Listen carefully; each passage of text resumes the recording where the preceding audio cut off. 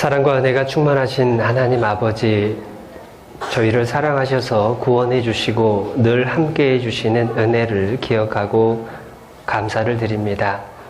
뿐만 아니라 저희를 충성되이 여기셔서 귀한 교사의 직분까지 맡겨주심을 감사합니다. 주께서 맡겨주신 이 귀한 직분 잘 감당할 수 있도록 하나님께서 지혜와 능력과 하나님의 크신 사랑으로 우리 각 사람에게 넘치도록 채워주시기를 간절히 빌고 원합니다. 특별히 오늘과 내일 전국에 있는 교회학교 교사들이 함께 모이는 자리입니다. 먼 곳을 찾아오는 그 수고를 주께서 일일이 기억하셔서 더욱 각 사람에게 필요한 말씀으로, 교훈으로, 또 하나님의 위로로 채워주시기를 간절히 빌고 원합니다. 이 시간은 또 교사들이 어떻게 시간 관리를 해야 할까라고 하는 부분을 함께 말씀 가운데에서 교훈 얻고자 합니다. 둔한 자의 입술 주께서 주장하셔서 우리 교사들에게 필요한 말씀으로 채워주시고 듣는 우리 각 사람의 마음속에 하나님의 교훈이 새겨져서 우리 각 사람에게 주어진 하루하루가 한 시간 한 시간이 더욱 주님의 뜻에 합당하게 보내질 수 있도록 사용할 수 있도록 지혜를 허락하여 주시옵소서. 모든 일정, 모든 순서를 오직 주께만 의지합니다. 우리를 사랑하시는 귀하신 예수님의 이름으로 감사하며 기도드렸습니다. 아멘. 예, 인사드리고 시작하겠습니다. 안녕하십니까? 예, 반갑습니다. 예, 사람은 많은데 반가운 사람은 아무도 없나 봅니다. 예, 아까 사회자한테는 이빨도 보여주시더니 예, 강사한테는 이를 악물고 예, 교사의 시간관리다라고 하는 강의 제목을 가지고 함께 이 자리에 했습니다. 그런데 이 강의를 선택한 이유가 뭘까라고 생각을 하다가 혹시 지금 들어오시는 분들도 많으신데 다른 강의실에 자리가 없어서 밀려서 그래도 여기는 사람들이 좀 적네 하고 들어오신 분이 계시다면 예, 잘 오신 겁니다. 왜냐하면 그분들이 시간 관리에 대해서 꼭 들어야 될 분들입니다. 왜냐하면 시간 관리라고 하는 것은 가장 중요한 것을 가장 먼저 하는 것이 시간 관리입니다. 그러다 보니까 시간 관리를 잘 한 사람은 내가 전국 교사 수련회에 왔으면 가장 중요한 것은 내게 필요한 말씀을 듣는 거다라고 계획을 하고 준비하고 그렇게 실천을 하셨을 거예요. 그렇기 때문에 그런 분들은 일찍 이 자리에 오셨을 겁니다. 사실은 그분들은 별로 강의 안 들으셔도 이미 잘하고 계셔요. 그런데 뒤늦게 지금도 들어오시는 분들은 꼭 들으셔야 돼요. 왜냐하면 간식 먹느라고, 교제하느라고, 쉬고 오느라고, 그리고 얼굴 예쁘게 단장하고 오느라고 정작 원하는 강의를 못 듣고 밀려서 온 거라면 정말 그분들은 잘 오신 겁니다. 어떤 분이 이렇게 얘기를 하더라고요. 시간이라고 하는 두 글자를 가지고 이행시를 만들어 봤다. 그래서 시 하면은 시간은 간다. 굉장히 짧은 이행시인데요. 마음에 참 많이 남습니다. 왜냐하면 부담을 갖고 올라온 이 시간, 이 자리도 갑니다. 그리고 우리가 함께 했던 이 시간도 흘러갑니다. 그런데 똑같은 시간이 흘러가지만 어떤 사람은 마음속에 무언가를 남겨서 가는 거고요. 어떤 사람은 그야말로 시간만 가버리는 사람도 있을 수 있습니다. 시간 관리라고 하는 것은 주어진 똑같은 시간을 어떻게 사용을 해서 하나님 앞에 무엇을 남길 것이냐라고 하는 문제, 그게 시간 관리라고 생각을 할 수가 있겠죠.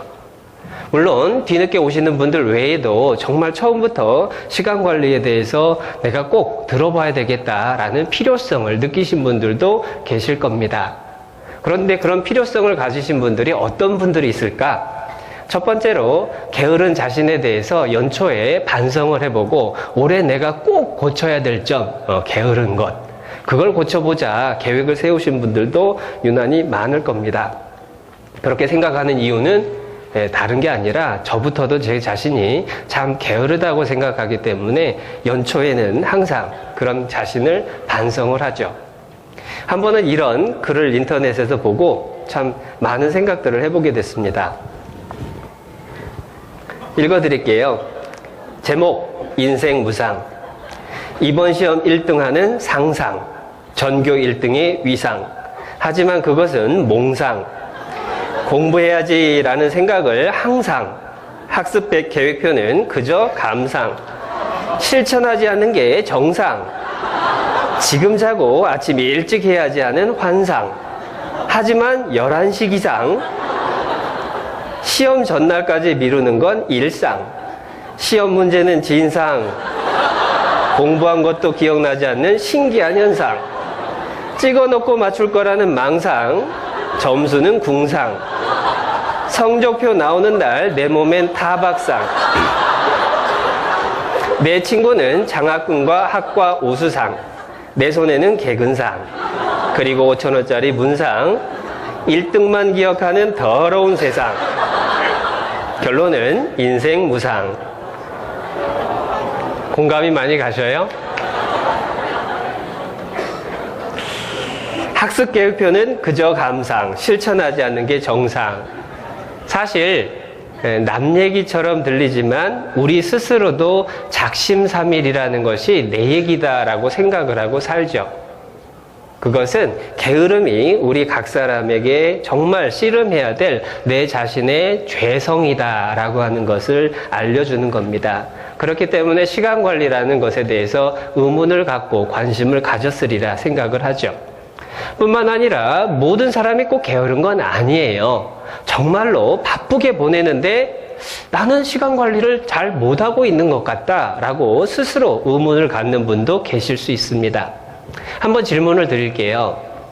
여러분, 떼약볕이 쨍쨍 내려쬐는 한 여름날 어떤 청년이 텔레비전을 어깨에 짊어지고 막 뛰어다니고 있습니다.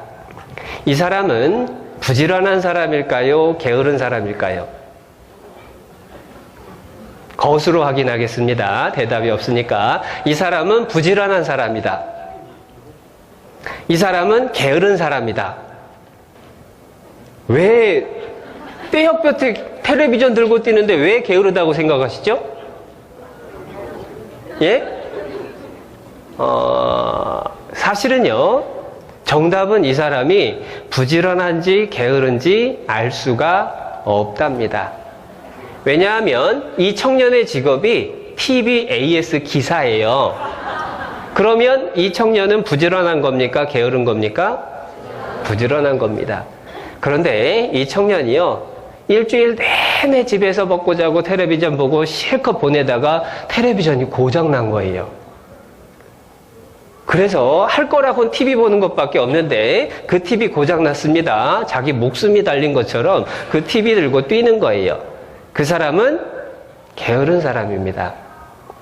부지런하냐 게으르냐라고 하는 것은 지금 얼마나 바쁘게 시간을 보내고 있느냐의 문제가 아니라는 거예요. 많은 사람이 착각을 합니다. 누군가가 하루를 정말 바쁘게 보내고 있으면 그 사람을 두고 야, 저 사람은 시간 관리 정말 잘한다, 부지런하다라고 생각을 하죠. 그러나 착각이란 얘기입니다. 시간 관리라는 것은 자기가 무엇을 해야 할지, 자기에게 정말 중요한 일이 무엇인지 알고 그것을 실천하는 사람이 정말 부지런한 사람이죠. 그래서 시간 관리에서 중요한 건요, 내가 무엇을 해야 하는 사람이냐, 그것을 파악하는 게 중요합니다. 내가 교회학교 교사임에도 불구하고 2월이 다가도록 아직 한 집도 우리 반 아이 신방을 못 갔다. 그 사람이 직장에서 일주일씩 밤을 새고 있을지라도 사실은 교사로서는 게으른 사람이라고 할 수가 있죠. 교사는 부지런하냐 게으르냐의 문제는 분명히 내가 어떤 일을 해야 되는 사람이냐라고 하는 문제에 달려 있습니다.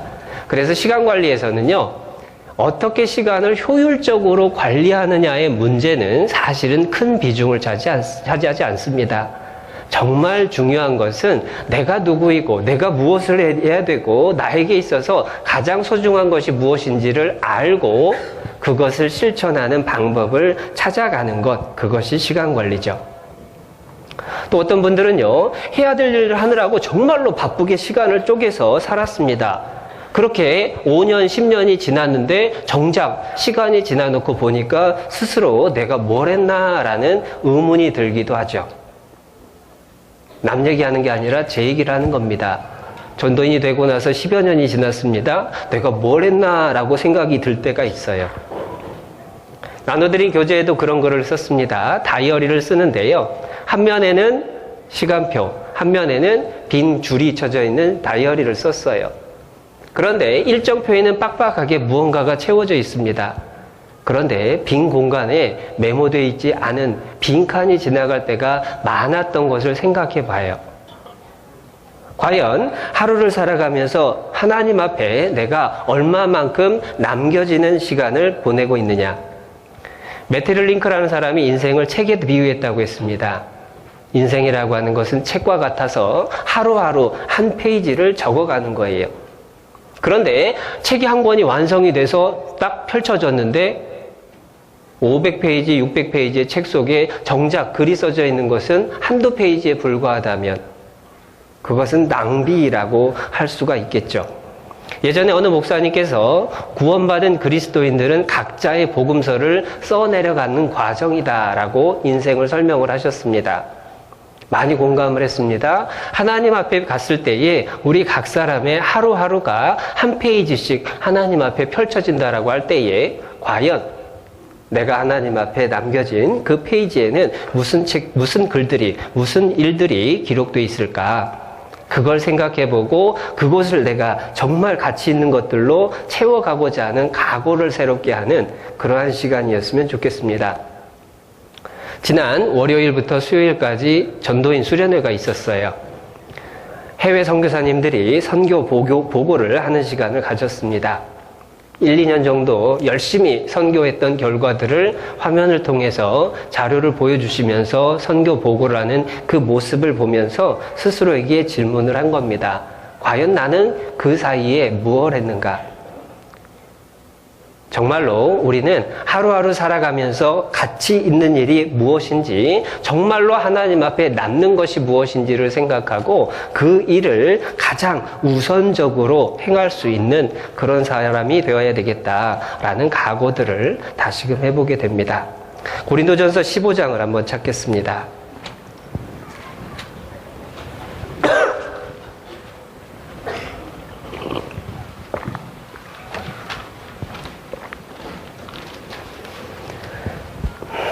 고린도전서 15장 42절.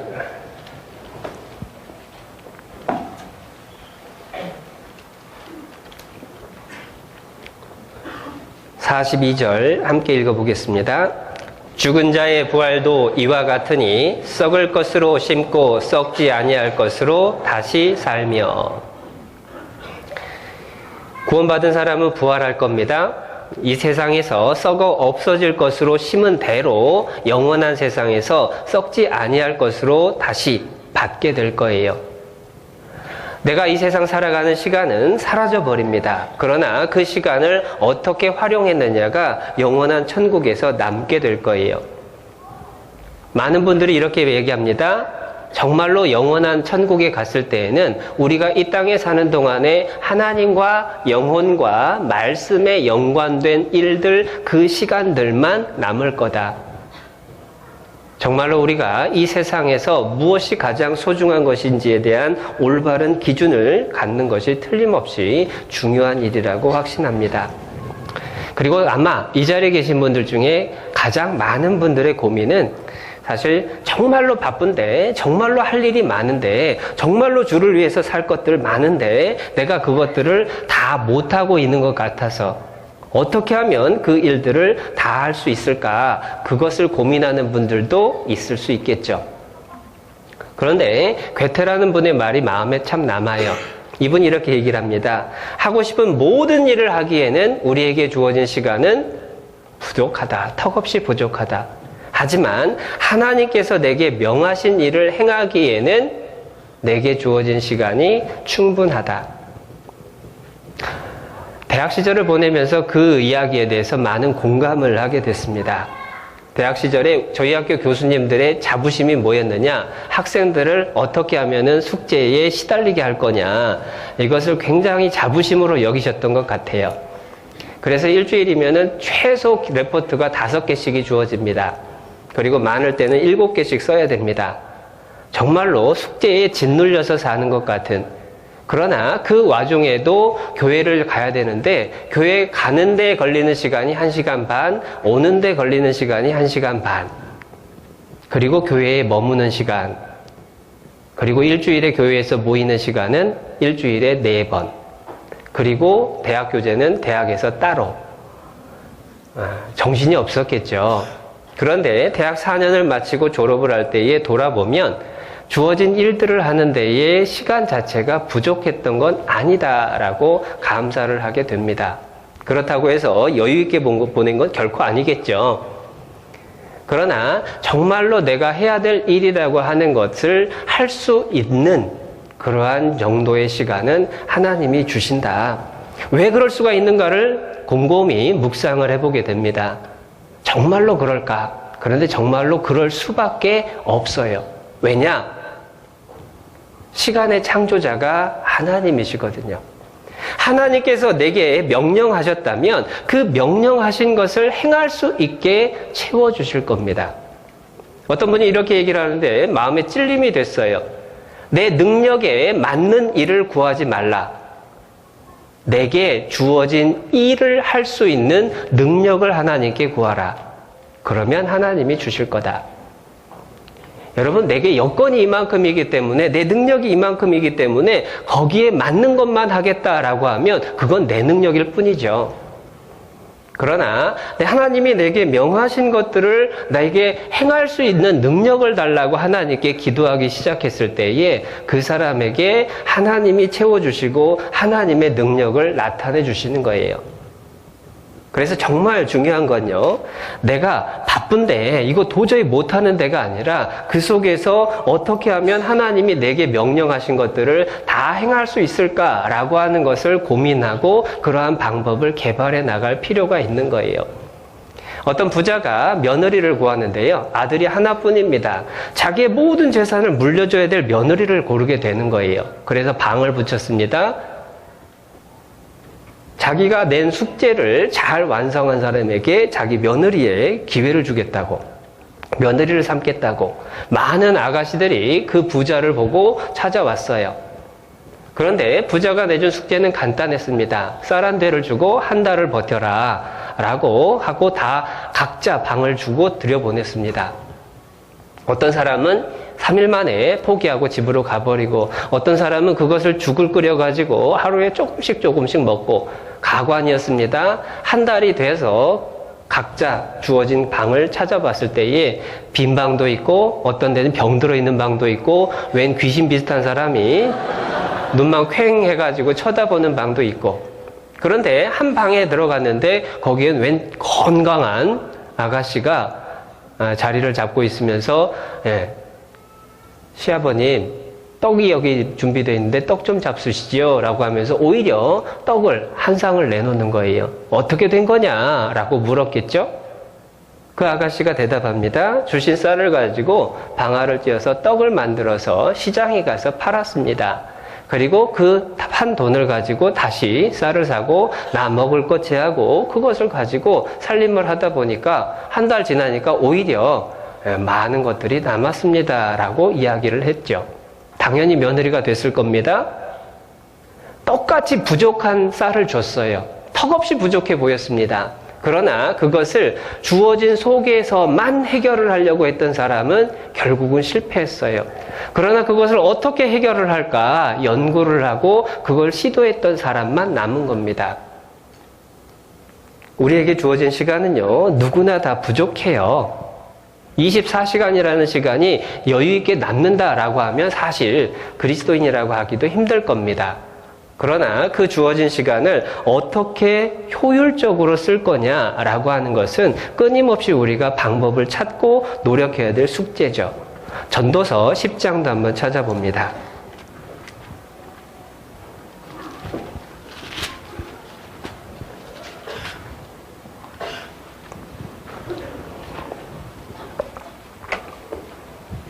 전도서 10장 10절.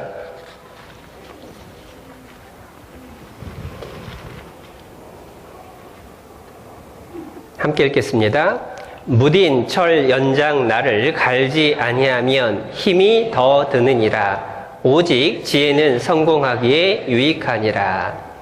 나무꾼이 도끼의 날을 갈지 않으면 하루 종일 도끼질을 하지만 쉬는 시간을 가지면서 도끼의 날을 갈았던 사람보다 적게 거둔다라고 합니다.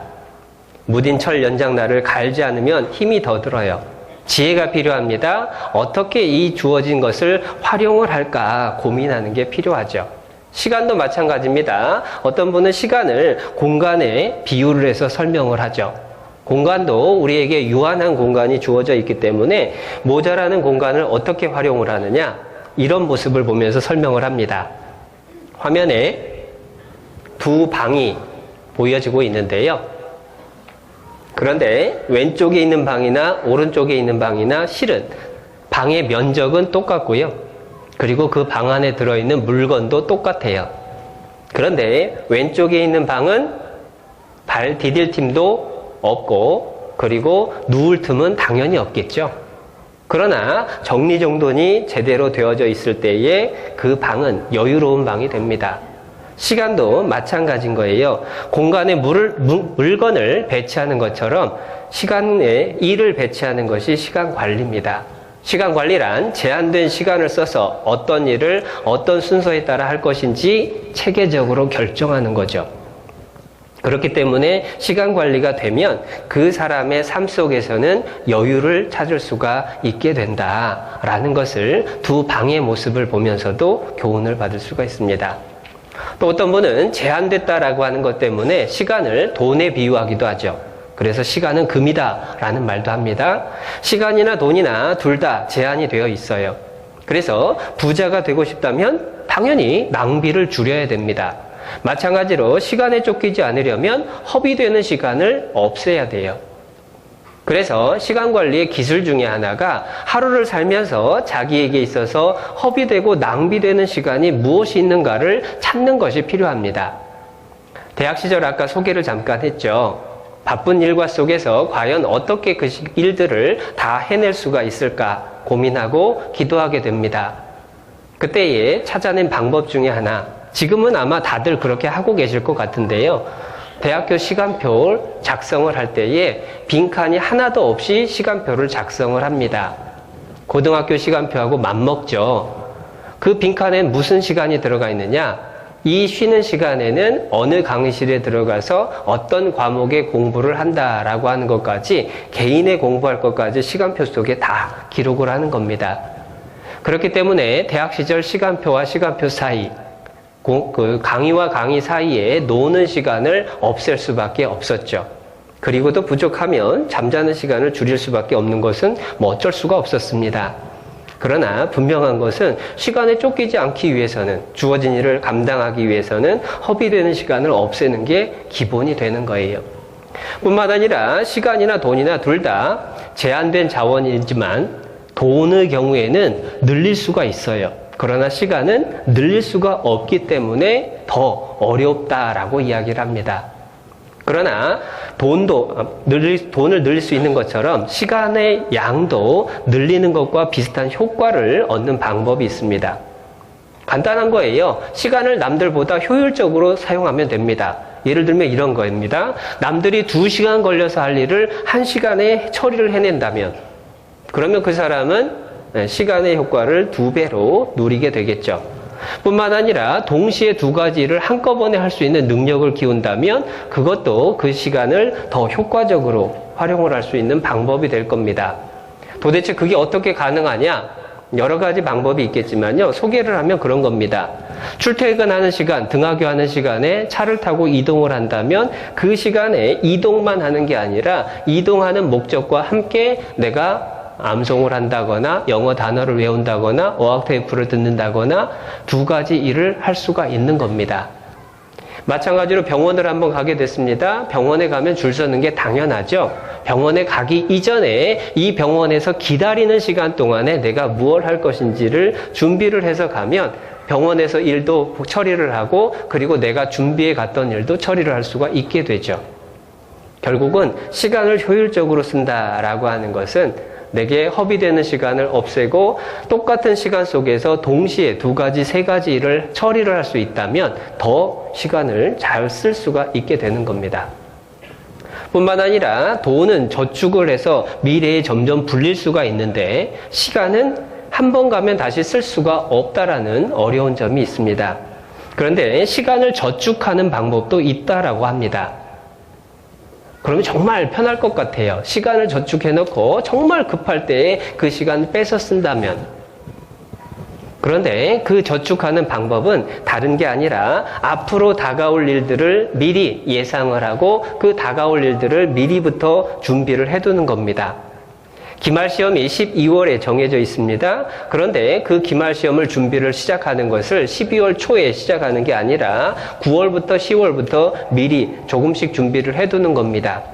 그러면 12월 중순이 되었을 때에, 기말고사 기간이 되었을 때에 남들은 밤을 새야 되는 그 상황에 나는 잘 것 자고 할 일 하고 교회에 가서 봉사할 것 하면서 그렇게 공부를 시험 준비를 할 수가 있게 되는 거예요. 그래서 앞으로 다가올 것을 미리 준비하는 것. 12월에 쓸 시간을요, 10월의 시간을 미리 저장을 해서 쓰는 효과가 나타난다라는 겁니다. 실제로 교재 가운데서 한 형제님을 뵀는데요. 이분은 정말 대단하셨어요. 얼마나 시간을 앞당겨서 사는지 저는 논문 쓸 때 정말로 바쁘게 끝까지 초를 다투면서 썼던 기억이 나는데 이분은 논문 쓰는데 이미 학기 초에 거의 다 끝나 있는 그런 분을 만난 적도 있습니다. 그렇기 때문에 그분은 항상 오히려 여유가 있죠. 여러분 스스로 한번 돌아보십시오. 숙제가 주어졌을 때에 주어진 날 하는지 아니면 숙제 마감 날이 가까워져서 하는지. 주어진 날 하고 있다면 그 사람은 시간을 저축하고 있는 사람이고요. 그리고 마감 날이 다가와서야 시작하고 있다면 정말로 심각한 상황에 놓여 있는 겁니다. 그러한 내용을 사실 교회 학교에 적용을 시켜볼 수도 있어요. 우리가 공과를 준비를 할 때에, 분반을 준비를 할 때에 어떻게 하는 게 시간 관리를 하느냐, 미리 시간을 저축하는 효과가 있느냐. 저의 경우를 한번 소개를 드린다 보면요. 저는 주일이면은 거의 매주 최소 2번에서 3번 이상의 말씀이 들어갑니다. 많은 경우에는 주일 하루에 5번 말씀을 들어가야 돼요. 그러다 보면은 준비하는 게 많죠. 시간이 많이 걸리죠. 그래서 어떻게 하느냐? 공과의 경우에는 딱 공과 제목이 정해져 있고 본문이 정해져 있습니다.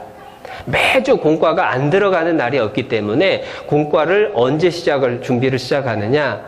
주일 끝나고 나서 월요일이나 화요일 사이에 해당되는 공과 본문, 제목, 그리고 공과 교재의 내용을 한번 쭉 훑어봅니다. 그리고 체계적으로 준비할 시간은 부족해요. 그러면 어떻게 하느냐? 그것을 생각해 두고 수시로 그걸 다시 한번 떠올립니다. 가장 여유롭게 떠올리는 시간이 언제냐? 자기 위해서 누웠을 때. 자기 위해서 누웠을 때에 공과 주제, 준비할 설교의 주제를 머릿속에 한번 떠올려 보면서 어떤 말씀을 하고 어떻게 교훈을 받아야 되고 하는 것을 정리를 합니다. 그러다가 무언가 떠오르는 게 있으면 메모를 해두죠. 그게 하루, 이틀, 3일 지나갑니다. 또 매일매일 읽어가는 말씀이 있죠. 그러다 보면 그 매일매일 읽어가는 말씀 속에서 또 다시 교훈을 받습니다. 연관되는 말씀들을 하나님이 주시죠. 그렇게 되면 주말이 되었을 때에 어느 정도 윤곽이 정리가 돼 있어요. 그리고 이제 주말에 하는 것은 그것들을 정리해서 체계적으로 전달하기 좋게 마무리를 하는 일들을 하게 됩니다. 그것이 시간을 미리 저축하는 모습과 같죠. 이렇게 시간이나 돈을 관리하는 것은 기본 원리가 비슷하기도 해요. 뿐만 아니라 인생이라고 하는 것은 돈과 시간을 어떻게 관리하느냐에 따라 결정된다라고 말할 수도 있습니다. 그렇기 때문에 우리 각자의 시간 관리 능력이 어느 정도냐라고 하는 것도 한번 테스트해 볼 필요가 있는데요. 한번 체크를 해 보겠습니다. 여기 20문항이 있는데요. 마음속으로 한번 예스냐 노냐 OX를 한번 표기를 스스로 해보시기 바랍니다. 1번 해야 할 일의 목록을 규칙적으로 작성한다. 예, 아니요. 표시하십시오. 마음속에 손가락으로 이렇게 짚어봐도 돼요. 2번, 일의 목표를 분명히 기록한다. 3번, 항상 읽을 거리나 책을 가지고 다닌다. 4번, 복회 수첩을 가지고 다닌다. 5번, 동시에 두 가지 일을 할 수 있다. 6번, 일을 무리해서 하지 않는다. 7번, 갑작스럽게 생긴 일을 할 수 있도록 비워둔 시간이 있다. 8번, 중요한 일은 바로 처리한다. 하루 중 내게 가장 능률이 높은 때를 안다. 필요한 서류는 언제든지 즉시 찾을 수 있다. 일이나 공부가 끝나면 책상을 잘 정돈한다. 동료들보다 일찍 출근이나 등교하는 편이다. 출근하자마자 일을 시작할 수 있다. 규칙적으로 운동을 한다. 어떤 문제는 해결하지 않고 미뤄둔다. 계획한 독서 분량을 채울 수 있다. 마감 시간을 정해둔다. 전화 통화량을 줄이는 방법을 안다. 분야별로 나보다 일을 더 잘해줄 수 있는 사람을 안다. 10번 약속하면 한 번쯤 늦는다. 일거리는 사무실에 두고 온다. 사무실이 잘 정돈되어 있다. 방금 들어온 방문객을 잘 다룰 수 있다. 개인적인 스케줄도 미리 계획한다. 자, 숫자를 세보셨어요? 네, 세보셨을 때에 세본 내용이요, 20개 이상 체크되어 있다. 지금 나가셔도 됩니다. 15개까지는 시간관리 능력이 상당하신 분이고요. 10개에서 14개 정도는 조금 더 노력이 필요한 겁니다. 그러면 10개 미만은 심각한 상황이다 라고 생각을 하시면 됩니다. 사실 시간관리를 잘 못하는 사람은요, 바쁠 때 항상 결심을 하죠. 구원받은 그리스도인들 가운데 그런 말 많이 해요. 시간이 나면 내가 성경도 더 많이 읽고 봉사도 더 많이 하겠다라고. 그런데 시간이 주어지면 늘어지고 게으름 피우고 조금만 하다가 결국은 다시 바쁜 시간이 돌아오고, 바쁠 때는 바쁘니까 못하고 한가할 때는 여유 부리느라고 못하고, 네, 그것이 시간 관리가 안 되는 대부분의 사람의 현상이에요. 그러나 그렇지 않더라도, 정말 노는 시간 없이 정말 바쁘게 지내더라도 아무 남는 게 없는 수도 있어요. 아니, 그게 아니라 이 세상에서 정말로 남들 보기에는 정말 훌륭한 일을 많이 했다라고 할 수 있지만 정작 자기 자신은 그렇게 느끼지 못하는 경우도 있을 수가 있습니다. 여기 신문 기사가 하나 있는데요. 외국계 은행 30대의 지점장이 된 세상에서 성공한 사람이죠. 그런데 유서 한 장 남기고 한강에서 자살을 했어요. 유서의 내용이 뭐냐? 열심히 일한 결과 많은 것을 잃었다. 아들아, 바보 같은 아빠처럼 살지 마라. 정말로 바쁘게 살았습니다. 그리고 정말로 많은 일을 했습니다. 세상에서 성공을 했습니다. 그런데 자살했어요. 왜냐? 바빴지만 정말 소중한 것을 잃어버리고 있었던 겁니다. 서두에 이미 설명을 드렸습니다. 시간 관리라고 하는 것은 얼마나 더 바쁘게 살 건가를 연구하는 게 아니라 얼마나 중요한 일을 먼저 할 수 있느냐의 문제라는 것.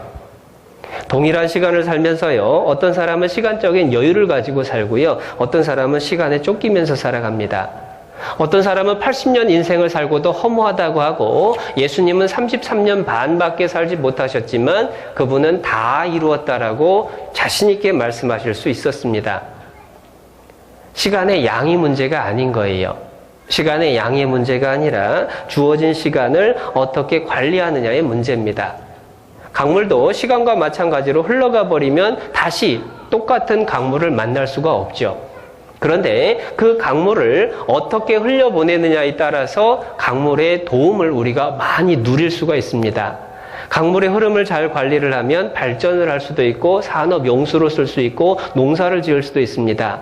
그러나 관리를 하지 않으면 홍수와 가뭄의 고통을 느껴야 되고, 때로는 여러 가지 피해를 그 강물 때문에 받게 되죠. 시간도 마찬가지입니다. 어떻게 관리하느냐에 따라서 그 사람의 생활이 윤택해질 수가 있고, 어떻게 관리하느냐에 따라서 반대로 시간에 쫓기면서 살다가 결국은 아무것도 남지 않을 수도 있는 겁니다. 그래서 오늘 꼭 기억해야 될 말씀 한 곳 찾겠습니다. 에베소서 5장.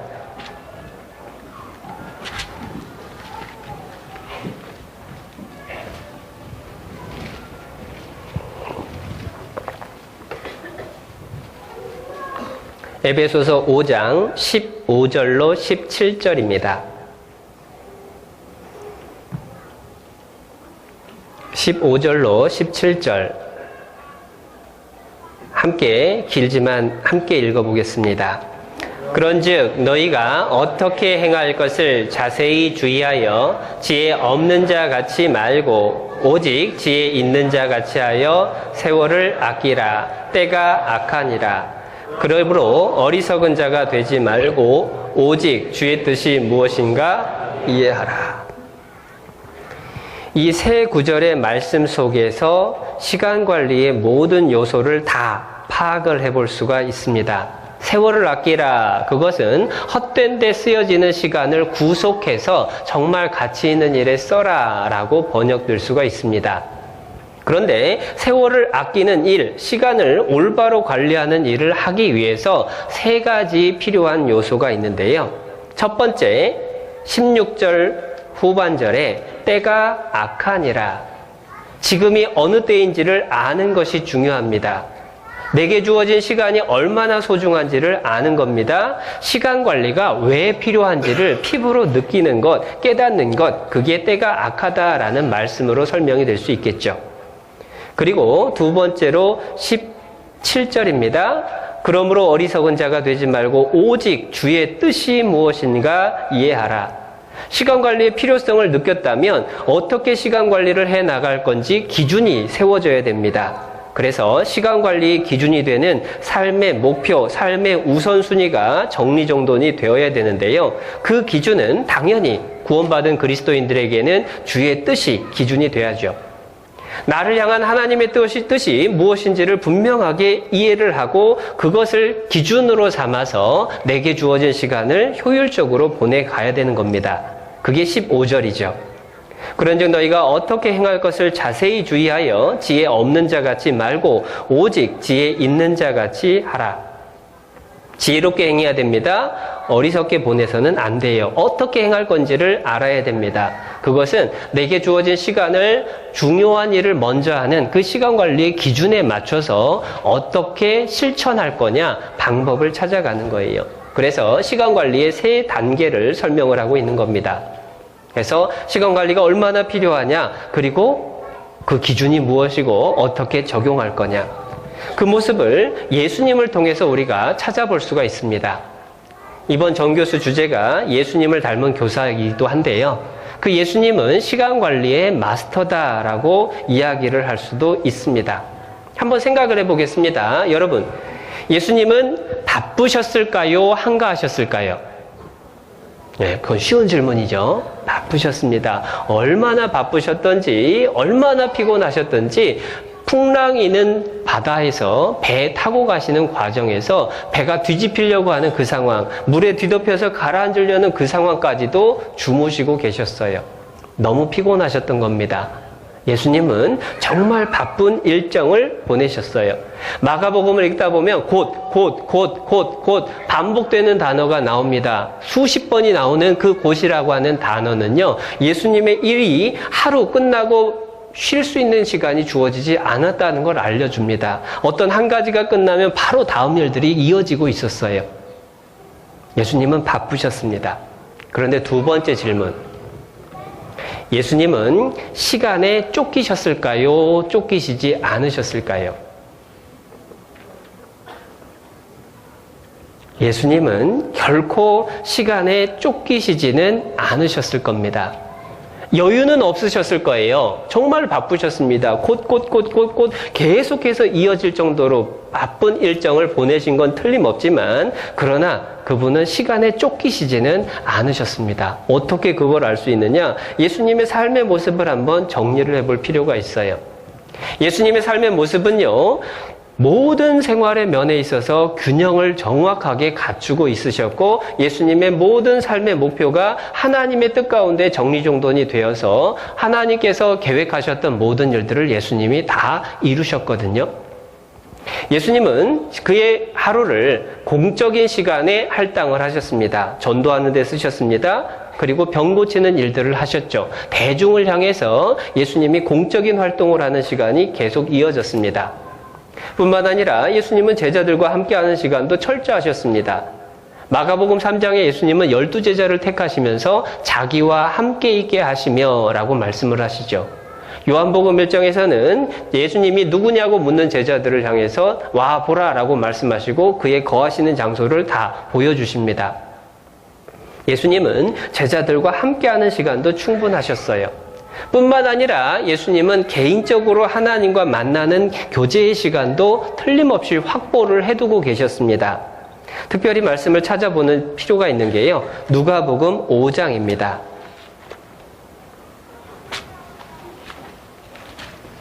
누가복음 5장 15절.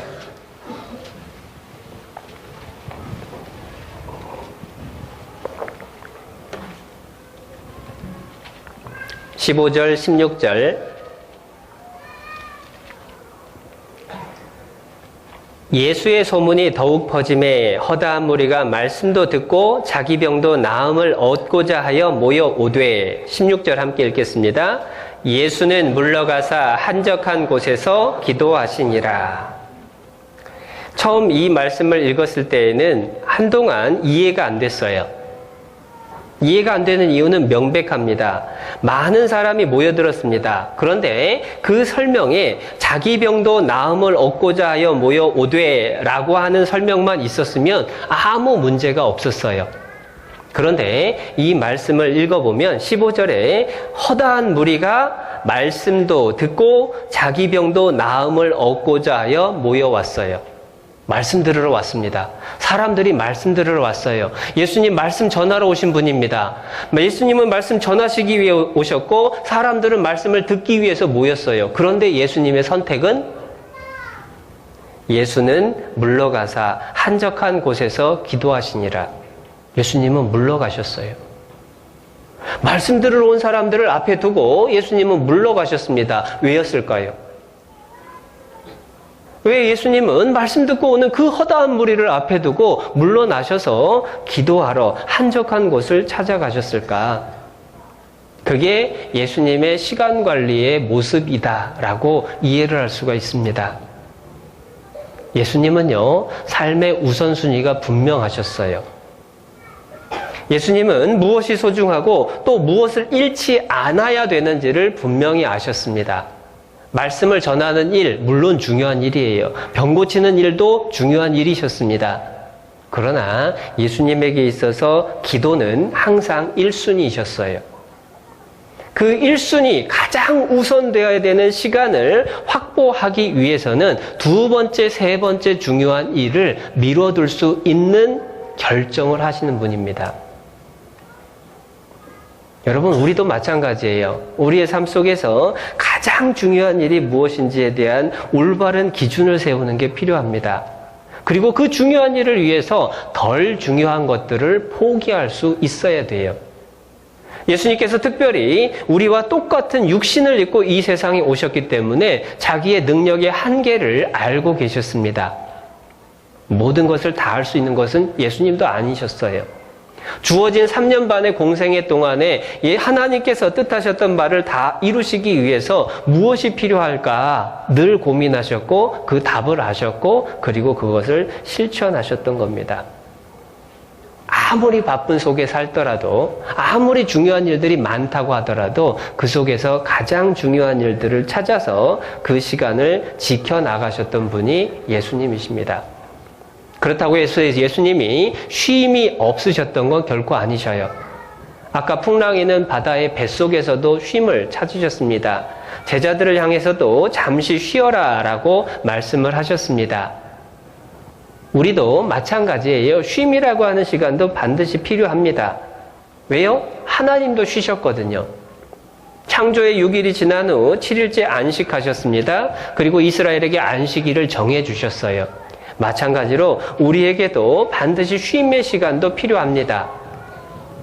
제가 예전에 영어 공부 절대로 하지 마라 라고 하는 책을 샀습니다. 이유는 딱 하나예요. 제목이 마음에 들었어요. 읽기 시작했습니다. 읽다가 한숨 쉬었어요. 책 제목이 잘못된 거였습니다. 본문 내용에 따르면 책 제목은 당연히 영어 공부 죽도록 해라 라고 돼야 됩니다. 그런데 그 책을 읽으면서 딱 한 가지 공감된 게 있었습니다. 그게 뭐냐? 6일 동안은 정신없이 영어 공부를 하지만 7일째, 일주일에 하루는 영어 근처에도 가지 마라. 영어 단어를 들릴 것 같으면 그 장소에도 가지 마라 라고 하는 얘기가 나와요. 다른 건 모르겠지만 성경의 원리와 일치한다라는 생각을 하면서 마음에 크게 공감을 했던 적이 있습니다. 우리에게 하나님께서는 일주일을 반복시켜서 주셨습니다. 그리고 일주일의 맨 처음에 되는 주일을 하나님과 함께하는 시간으로, 하나님의 일을 하는 시간으로 주셨어요. 주일을 온전히 하나님과 함께하는, 하나님의 일을 하는 시간으로 드릴 수 있다면 그 시간이 정말로 돕기에 나를 가는 시간이 될 거다라고 하는 생각들을 해보게 됩니다. 그런데 이러한 모습만 쭉 소개를 하다 보면 과연 예수님이 시간에 쫓기지 않으셨다라는 걸 어떻게 알 수 있을까 의문을 품게 되는데요. 그 답은 요한복음 11장에서 찾습니다. 요한복음 11장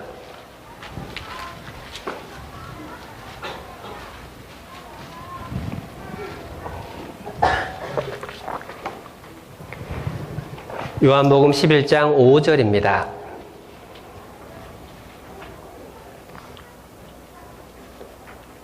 예수께서 본래 마르다와 그 동생과 나사로를 사랑하시더니 6절 함께 읽습니다. 나사로가 병들었다 함을 들으시고 그 계시던 곳에 이틀을 더 유하시고. 예수님이 사랑하는 나사로가 병들었다는 소식을 들으셨습니다. 긴급한 일이었을까요? 여유로운 일이었을까요? 긴급한 일입니다. 사랑하는 사람이 병이 들었어요. 그것도 죽을 병입니다. 1초를 다투는 시간이겠죠? 여러분의 사랑하는 사람이 병 들었을 때 어떻게 할까 생각해보면 답이 나오죠. 긴급한 일이 틀림없었습니다. 그리고 그 일이 중요한 일이었을까요? 중요하지 않은 일이었을까요? 중요한 일이죠. 사랑하는 사람이 병든 거니까.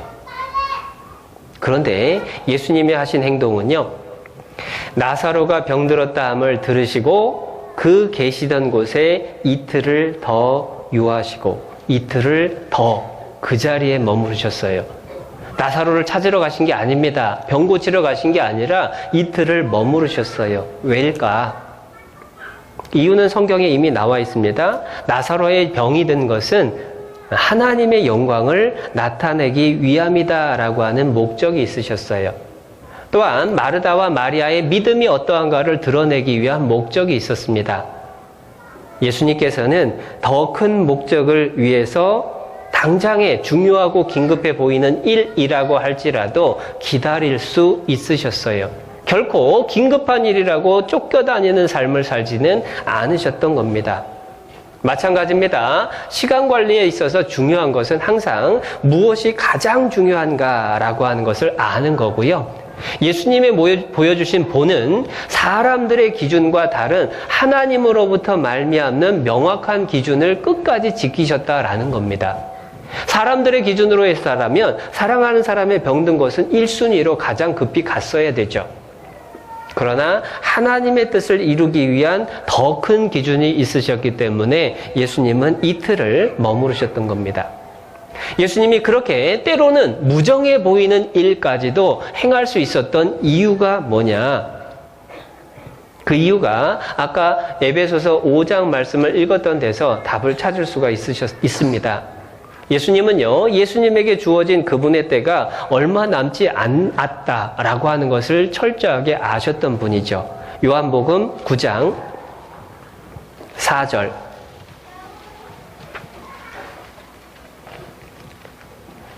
4절 말씀. 때가 아직 낮음에 나를 보내신 예를 우리가 하여야 하리라. 밤이 오리니 그때는 아무도 일할 수 없느니라. 밤이 올 것을 예수님은 아셨습니다. 지금이 일해야 될 때라는 것을 아셨어요. 그분의 때가 얼마 남지 않았다는 걸 철저히 아셨습니다. 그렇기 때문에 주어진 하루하루의 시간을 결코 낭비한 적이 없으셨다는 겁니다. 뿐만 아니라 예수님의 우선순위는 항상 하나님의 뜻이 기준이었습니다. 요한복음 6장 38절.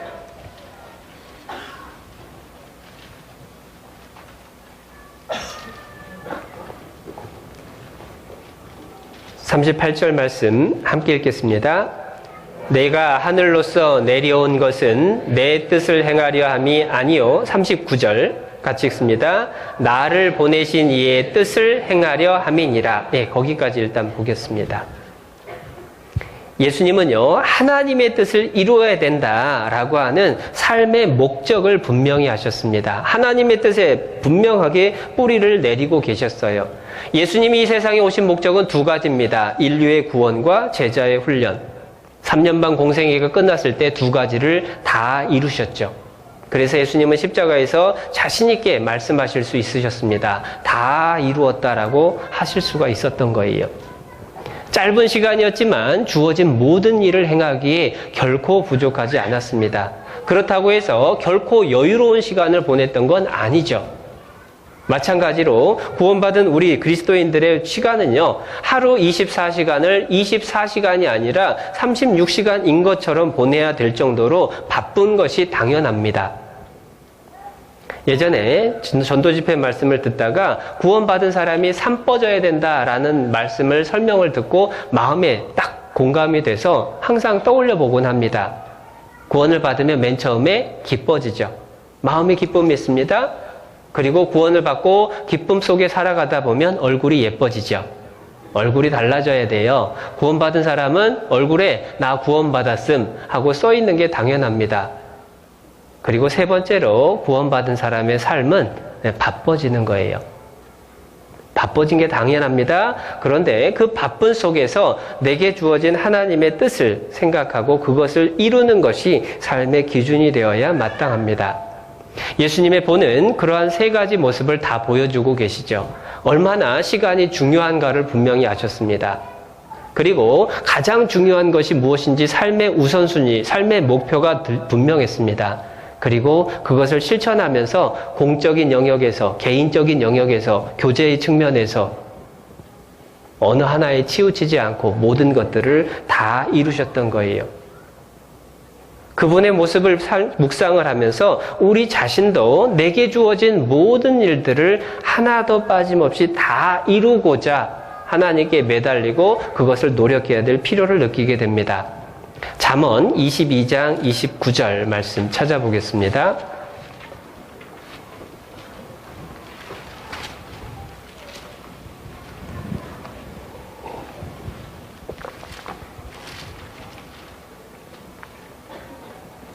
(22장 29절)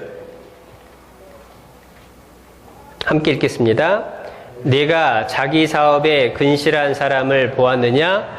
이러한 사람은 왕 앞에 설 것이요 천한 자 앞에 서지 아니하리라. 청년 시절에 마음에 가장 많이 남겼고 가장 많이 찾아보면서 지켜보고자 노력했던 말씀입니다. 네가 자기 사업에 근실한 사람을 보았느냐? 이러한 사람은 왕 앞에 설 것이요. 만왕의 왕이 되신 하나님 앞에 설 수 있는 사람은 누구냐? 자기에게 주어진 사업에 근면성실한 사람입니다. 그런데 내게 주어진 사업이 무엇일까? 하나님이 내게 맡겨주신 사업이 무엇일까? 구원받은 그리스도인으로서 교회 가운데에서 행해야 될 일이 있습니다. 또한 가족의 구성원으로서 가족 안에서 행해야 될 일이 있죠. 또한 사회에서 직장인으로서 또 학생으로서 우리가 마땅히 해야 될 일들이 있습니다. 내게 주어진 사업은 한 가지가 아니에요. 그렇기 때문에 주어진 일들이 더 많은 게 당연한 거고 어느 한 가지만 했다고 칭찬받는 게 아니라 모든 일들을 다 행하고자 연구하고 노력하는 것이 그리스도인들의 마땅한 바다라는 것을 늘 마음에 새기게 됩니다. 그래서 우리들 모두가 이번 시간을 통해서 많은 기술을 익혀가기 이전에 정말 마음에 새겼으면 좋겠다 싶은 것은 내게 있어서 가장 중요한 것이 무엇인지를 찾고 그 기준을 세워서 그 기준에 맞추어서 하루하루를 의미 있게 보내야 되겠다라는 각오가 우선되어야 될 거라고 생각을 합니다. 그러한 예수님의 모습을 본을 삼아서 이제 아까 찾은 에베소서 5장 말씀의 3가지 요소들을 잠깐 함께 정리를 하겠습니다. 첫 번째가 때가 얼마나 악한지를 알아야 된다고 했죠. 우리에게 주어진 때가 얼마 남지 않았기 때문에 시간 관리가 굉장히 중요하게 됩니다. 첫 번째로 예수님의 재림이 코앞에 다가왔죠. 가끔은요, 학생들하고 교제를 하면서 공부 열심히 해야 될 필요를 못 느낀대요. 이유가 뭐냐? 예수님이 다시 오실 때가 가깝기 때문이래요. 이제 예수님 곧 오실 텐데 내가 열심히 밤새워서 공부할 이유가 뭐냐? 그런데 그런 학생들 치고 공부 잘하는 사람은 없죠. 네. 자기가 공부 못하는 것에 대한 핑계를 찾는 거지, 그렇다고 해서 신앙생활에 정말 열심히 사느냐? 그렇지 못한 것들을 보게 됩니다. 예수님의 재림이 가깝다는 건 내게 주어진 일들에 더욱 근면성실한 가운데, 하나님이 내게 맡겨주신 사업에 최선을 다한 가운데에 주님을 만나야 된다라는 걸 설명해 주는 겁니다. 두 번째로 내게 주어진 시간이 얼마 남지 않았다는 것은 나의 죽음이 언제 다가올지 모른다는 것으로도 설명이 됩니다. 다윗은 이렇게 고백을 합니다. 나와 사망의 사이는 한 걸음뿐이니이다. 언제 죽을지는 아무도 알지 못하죠. 요즘 금값이 엄청나게 비싸죠. 그런데 세상에서 가장 귀한 금이 있답니다. 뭘까요? 네, 지금. 지금이라는 시간이 가장 귀하다고 해요. 로마에서는요, 개선 장군이 로마 시내로 들어올 때에, 이제 황제가 있는 궁으로 들어올 때에 그 개선 장군 뒤에 노예 한 명을 붙여서 이런 소리를 계속 들려주게 한답니다. 메멘토 모리, 메멘토 모리, 메멘토 모리. 라틴어인데요. 뜻은 너의 죽음을 기억하라 라는 뜻이랍니다. 영광 중에서 개선을 하고 있는 그 개선 장군의 바로 뒷전에다 대고 그 뒤에서 외치는 거예요. 너의 죽음을 기억하라. 너도 죽는다. 너도 죽는다. 그 소리를 들으면서 많은 생각이 교차했을 겁니다. 삶에 대해 겸손해질 거예요. 내가 이만큼 했다라고 만족할 게 아니라는 겁니다. 하루하루를 더 성실하게 살게 되겠죠.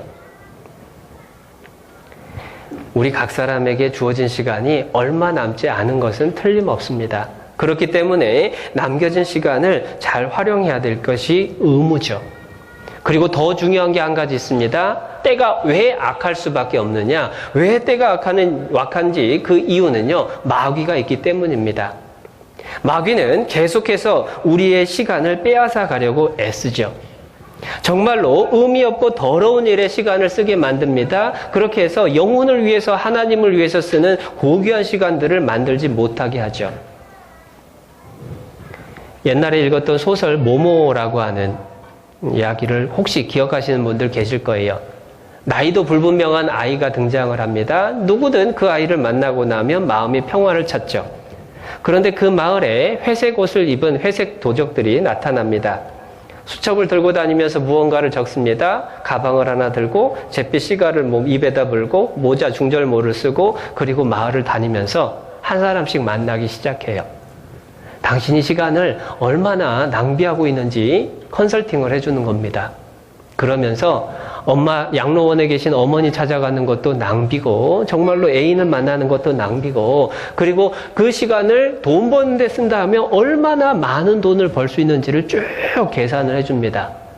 사람들이 정말로 그 얘기를 듣고 하나씩 넘어가요. 바쁘게 살아갑니다. 그러면서 잃어버리는 것은 가족과 함께하는 시간, 자기를 돌아보는 시간, 그것들을 잃어버리게 되죠. 점점 마을에서 웃음이 사라져 갑니다. 그리고 남은 거는 이제 모모라는 여자아이, 그리고 참 생각이 느린 청소부 한 사람. 아이들조차도 마음을 뺏어갔어요.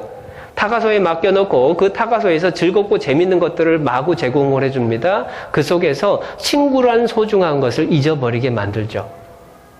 시간 도둑이 하는 일은 사람들의 시간을 빼앗아 가는 겁니다. 그 시간을 빼앗아 가기 위해서 사람들이 좋아할 만한 것들을 계속 제공을 해주죠. 그러면서 정말 소중한 것들을 잃어버리게 하고 시간을 낭비하게 해요. 오히려 포장은 시간을 잘 쓴다라는 포장을 하게 됩니다. 그런데 그 얘기를 다시 떠올려 보면서 요즘 시대와 옛날을 한번 비교를 해보게 됐어요. 어렸을 적에는 TV 채널이 기껏해야 2개, 3개, 시골에 살았기 때문에 2개밖에 안 나왔어요. KBS 2TV, 3TV가 안 나왔습니다. 그런 시절에 살다가 어느 순간부터 TV 채널이 폭증을 했습니다. 수십 개가 되더니 요즘은 위성TV, IPTV를 보면 수백 개 채널이 나오죠. 그런데 그것도 참 눈은 즐거워요. 보는 즐거움은 있습니다. 그러나 무얼 볼까 고르게 되고 보는 것이 계속해서 이어지고 그러면서 시간은 점점 없어지게 되죠. 어렸을 적에는 과자도 단순했습니다. 뽀빠이 아니면 자야. 빵도 뭐 보름달 외에는 다른 빵이 나온 기억이 없어요. 음료수도 마찬가지죠. 콜라, 사이다, 환타 끝. 그런데 요즘은 보기 좋고 먹기 좋고 정말로 탐스러운 것들이 넘쳐나는 세상. 그 속에서 육신적인 즐거움을 고민하는 시간은 늘어났지만 정말로 소중한 것들을 고민하는 시간들은 줄어들고 있다는 겁니다. 사람들이 길을 가면서요, 돈을 마구 내버리고 있다면 다들 미쳤다고 하고 해외 토픽에 오르게 될 겁니다. 그러나 너무도 많은 사람이 시간을 내버리고 있죠. 이곳에 와서도 그런 경우들을 보게 될 겁니다. 요즘은 그러한 시간을 뺏어가는 강력한 무기가 하나 생겼는데 스마트폰. 교회에 와서 학생들의 모습을 보면요, 말씀 시간 외에는 무언가 고개를 숙여서 계속 그걸 들여다보고 있어요. 일부러 가서 무슨 화면인지 기어이 확인을 합니다. 그러면 대부분 게임을 하고 있거나 인터넷 서핑을 하고 있거나 아니면 채팅을 하고 있죠. 채팅을 하고 있으면 채팅 내용을 한번 보려고 애를 씁니다. 아무도 안 보여주죠. 이유는 뭘까요? 결코 떳떳하고 자랑스러운 게 아니란 얘기예요. 쓸모없는 것들에 너무도 많은 시간을 뺏기고 살아가는 겁니다. 마귀는 자꾸만 정말 소중한 것을 뺏어가기 위해서 전혀 쓸모없는 것들을 마치 소중한 것인 양 포장을 해서 우리에게 접근해 옵니다. 파우스트에서도 그렇게 등장을 하죠. 모든 소원을 다 들어줍니다. 젊음도 줍니다. 돈도 줍니다. 애인도 줍니다. 그리고 영혼만 빼앗아가길 원하죠. 우리에게 있어서도 마찬가지입니다. 가장 소중한 것은 영혼에 관련된 거예요. 그런데 우리의 삶 속에서 가장 소중한 것을 먼저 하지 못하고 있다라는 확실한 증거는 멀리 있는 게 아니라 너무도 가까이에 있어요. 연초에 결심했던 올해는 성경을 일독하리라. 해마다 연말이 되면 왜 그게 안 돼 있을까 고민을 해보지만 원인은 너무도 단순한 겁니다. 내 마음에 가치 기준이, 정확한 기준이 세워있지 않은 거예요. 시간이 부족했던 게 아니라 마음을 잃어버렸던 겁니다. 정말 소중하지 않은 것들에게 시간을 쓰느라고 정말 가장 소중하다라고 말하는 그 귀한 하나님의 말씀을 소홀히 하고 있었던 거예요. 때가 악하다라고 하십니다. 그래서 칼빈은 에베소서 5장 15, 16, 17절의 말씀을 번역하면서 세월을 아끼라를 이렇게 번역을 했어요. 마귀에게서 시간을 되찾으라. 마귀에게서 빼앗긴 시간을 되찾으라. 시간 관리라는 것의 핵심은 신앙 안으로 들어와 보면 명백합니다. 마귀에게 시간을 뺏기지 않도록 지키고 마귀에게 뺏겼던 시간을 되찾아오는 거예요. 때가 너무도 악하기 때문에. 그 때가 악한 가운데에서 우리가 시간 관리를 어떤 상황에서 잘 하게 되느냐? 이 두 번째로 넘어가게 됩니다. 두 번째 내용은 시간 관리의 기준이 되는 삶의 목표, 삶의 우선순위를 결정하는 거예요. 목표는 정말 시간 관리에 있어서 너무도 소중합니다. 목표가 있느냐 없느냐가 전혀 다른 결과를 낳았죠. 멀리 볼 게 아닙니다. 아이들, 멀리 볼 게 아니라 제 아이에게 경험하는 일을 소개를 하면요. 둘째에게 숙제를 하라고 합니다. 그러면 숙제를 한다고 방에 들어가요. 2시간, 3시간 동안 꼼짝도 안 하는 것 같아서 뭐 하나 하고 들어가 보면 멍 때리고 있습니다. 참 대단한 아이예요. 초등학교 저학년인데도 불구하고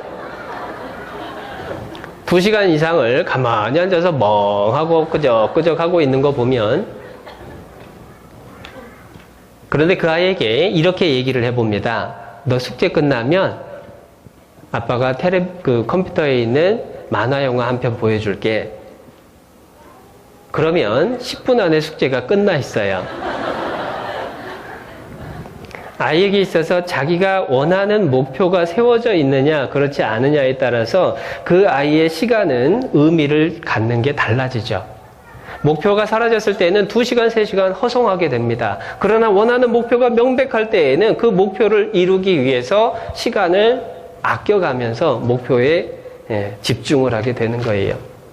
세상에서도 많은 경험들을 하죠. 짝사랑하는 누나가 다니는 대학을 가기 위해서 고3 학생이 정신 번쩍 차리더니 머리를 깎고 공부를 하더라. 목표가 생긴 거예요. 그러나 더 중요한 목표들이 있다라는 겁니다. 세상의 공부법을 소개하는 책에서도 그런 설명들을 하죠. 공부부단 오기 쉽단의 박원희 씨는 신약을 개발해서 불치병을 앓는 사람들을 돕겠다라는 목적이 분명했어요. 다니엘 학습법의 김동완은 이 시대의 다니엘이 돼서 하나님의 영광을 온 세상에 드러나겠다라는 목적이 있었습니다. 나는 하나님의 영광을 위해서 공부한다라고 하는 책을 지었던 지인환 씨는 하나님의 영광을 위해서 책 제목 그 자체가 그 삶의 목적이었습니다. 그러한 목적이 분명할 때에 그 사람의 일생이 변할 수밖에 없게 돼요. 그래서 저는 고3 학생들을 학기 초에, 학년 초에 만날 때면 항상 몇 가지 당부를 하는데 그 중에 한 가지가 뭐냐면 1, 2월 달 안에 늦어도 개학하기 전에 어느 학과, 어느 대학 갈지 목표를 확정해 두라. 그리고 그것에 대해서 더 이상 생각하지 마라. 왜 그런 당부를 하느냐면요. 학기 초에 정확하게 목표를 정해두지 않으면 수시로 생각이 납니다. 언제 생각이 날까? 대체로 피곤하면 생각이 납니다. 공부가 힘들면 생각이 납니다. 왜냐? 진로를 생각하는 건 합리화가 가능하거든요. 너 지금 뭐해? 지금 어느 학과 갈까 고민하고 있어요. 그러면서 정작 해야 될 공부는 안 하죠. 그게 슬럼프의 모습이기도 합니다. 그래서 학생들에게 항상 지도를 해줬던 내용은 학기 초에 미리 정해두고 그걸 못 정하겠거든 아예 일단 접어두고 목표를 점수를 1점이라도 더 올리는 것으로 목적을 삼으라라고 조언을 해주기도 합니다. 목표가 있고 없고의 차이가 크다라는 거예요. 시간 관리에 있어서도 얼마나 많은 일을 해내느냐보다 얼마나 중요한 일을 하느냐 그 방향이 훨씬 더 중요하다라고 이야기를 하게 됩니다. 여기 그림 하나 볼까요? 이해가 되십니까? 감옥의 죄수가요, 탈옥을 구상을 했습니다. 열심히 땅을 팠어요. 그리고 거의 다 파갔습니다.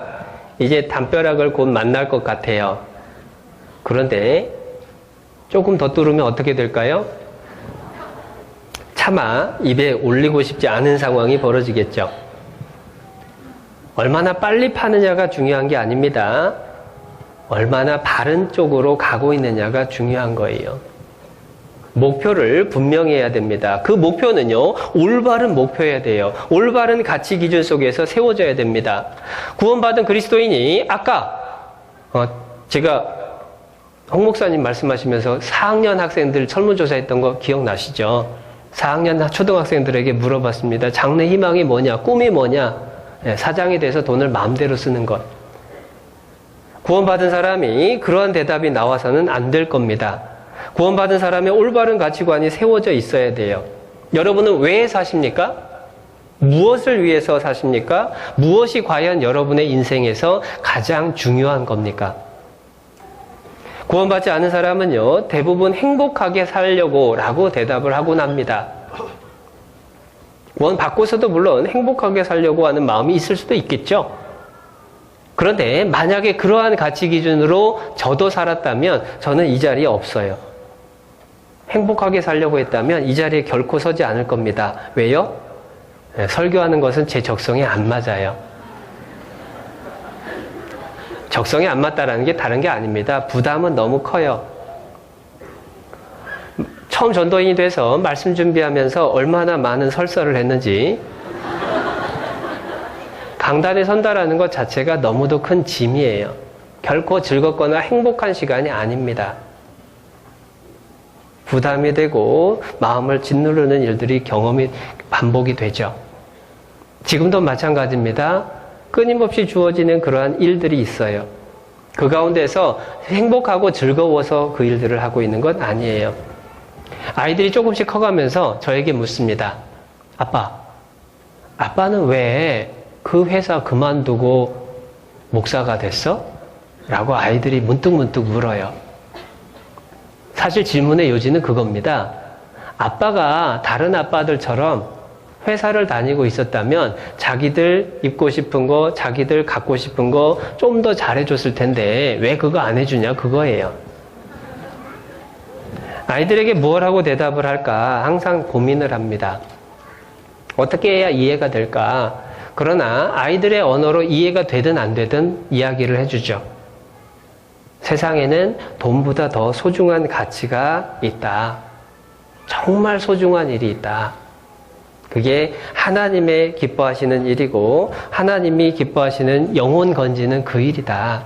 아이들에게 이해하건 못하건 그것들을 이야기를 해줍니다.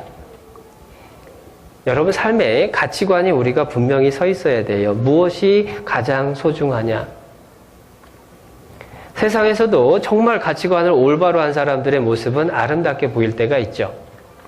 대선으로 인해서 조금 그 색깔이 퇴색돼 보이기도 하는데요. 안철수 씨를 처음 이렇게 인터뷰하는 내용들, 무릎팍도사였죠? 거기서 나온 내용들을 들으면서 마음에 참 그 교훈이 되고 많은 감동을 받은 적이 있어요. 이렇게 물어봤습니다. 행복하세요? 그랬더니 대답합니다. 만약에 내가 의사를 계속했다면 지금보다 더 행복했을 것 같다. 그러나 내가 어려운 길을 걸었던 것에 대해서 결코 후회하지는 않는다. 왜? 그 경험을 통해서 너무도 소중한 것들을 얻었기 때문에. 두 번째로 묻습니다. 그렇게 참으면서 살면 그게 진짜로 행복합니까? 또 그렇게 행복을 물어봐요. 그러니까 안철수 씨도 대답합니다. 자기는 참으면서 살았던 기억이 없대요. 자기는 오히려 마음 편한 대로 살았답니다. 돈보다 명예가 더 소중하다고 생각했고 명예보다 마음 편한 것이 더 중요하다고 생각했대요. 그리스도인들에게 중요한 건요. 하나님께 영광이 될 것이 가장 중요하죠. 그리고 내 마음에 하나님이 채워주시는 평안이 넘치는 게 소중한 겁니다. 올바른 가치관을 가지고 하나님이 내게 바라시는 나의 인생에 가장 소중한 것이 무엇인가 그것들을 확인해 보는 게 필요합니다. 고린도전서 10장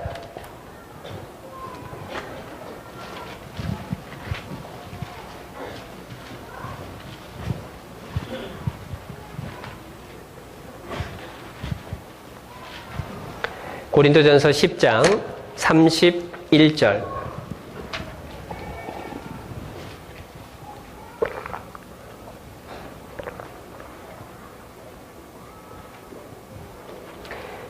고린도전서 10장 31절 함께 읽겠습니다. 그런즉 너희가 먹든지 마시든지 무엇을 하든지 다 하나님의 영광을 위하여 하라. 우리가 창조된 이유도 하나님의 영광을 위해서, 우리가 구원받은 이유도 하나님의 영광을 위해서, 우리가 구원받은 이후에 무엇을 먹고 무엇을 마시고 무엇을 하든지 다 하나님의 영광을 위해서. 사실 구원받은 모든 사람에게 하나님께서는 이미 삶의 목표를 정해 주셨어요. 구원받은 모든 사람의 가치관이 무엇이 되어야 되는지 하나님은 이미 말씀을 통해서 확정해 주셨습니다. 이유는 단 하나입니다. 이미 구원받은 우리 각 사람은 예수님의 핏값으로 하나님이 사신 바 되었거든요. 에베소서 5장 말씀을 기억했으면 좋겠다고 말씀드렸는데 에베소서 5장 15절에 주의 뜻이 무엇인가 이해하라. 주의 뜻, 내 주인의 뜻이 무엇인지 이해를 해야만 하는 우리 각 사람은 청지기에 불과해요. 그런데 그 주님의 뜻, 내 주인의 뜻이 성경에 명백하게 나와 있습니다. 하나님의 영광을 위해서. 내가 무엇 하든지 먹든지 마시든지 다 하나님의 영광을 위해서 하라. 그것이 우리 삶의 기준이 되어야 되고 그 기준에 맞춰서 삶의 중요도가 결정이 나야 되는 겁니다.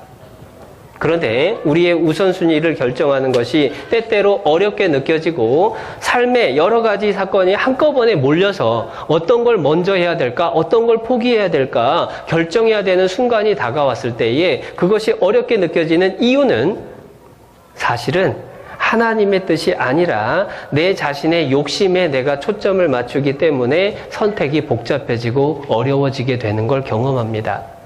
하나님의 영광을 위해서라고 하는 명백한 기준을 가지고 내게 주어지는 동시다발적인 사건들을 바라보면 사실은 무엇을 먼저 해야 될지를 분명히 알게 되죠.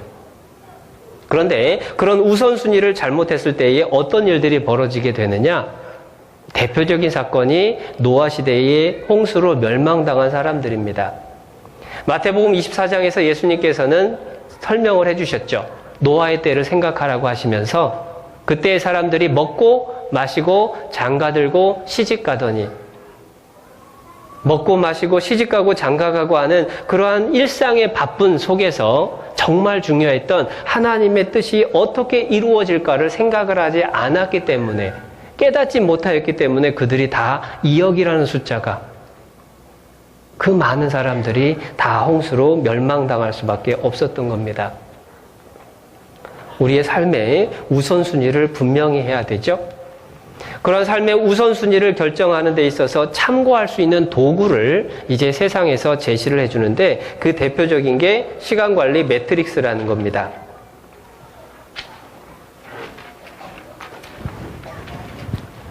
시간관리 매트릭스라고 하는 건 책에도 소개를 해드렸고요.